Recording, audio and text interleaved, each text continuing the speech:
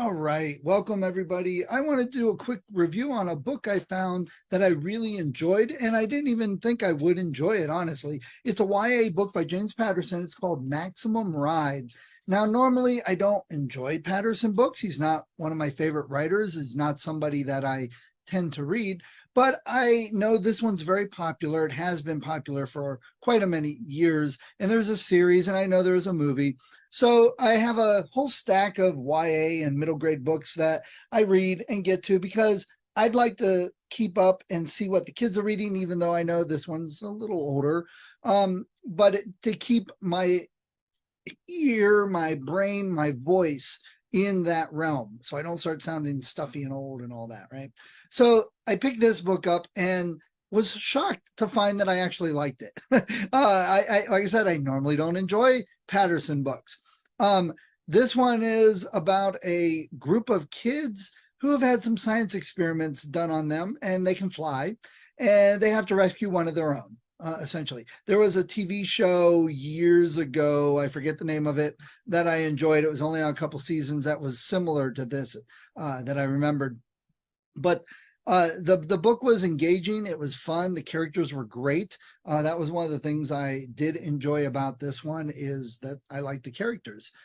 Even though there were some there were choices the characters made the couple times that I kind of laughed and rolled my eyes. I'm like, no way a kid would really make that decision. That's what they would do, or that's how they would handle it. It just didn't fit.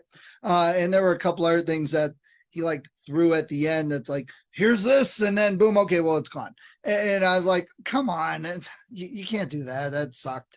But other than that, it wasn't bad. Now, for authors and especially for kids who want to be authors, this is a great book to study why it may be so popular. Is the writing the best? Not actually, that's arguable always. Is it the best story ever? No, it's been done before, like most stories. Could it be better? It could. But why is it so popular? Well, there's some things in the book that Patterson does very well that he does to keep people reading. First of all, the chapters are short, like 3 pages normally. So you get done and you're like, maybe just one more. Oh, it's short, and you read. But the problem is you do that 10 times. Oh, just one more, just one more. Pretty soon you're like halfway down the book. It is engaging. It does make you want to do that.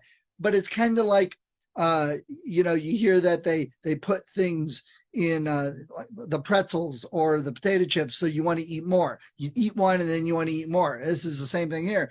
You read one chapter, you want to read more, and each chapter ends on just a minor cliffhanger. It's not some big serial fiction type cliffhanger. It's just some little things like, oh, what's next, and you want to turn.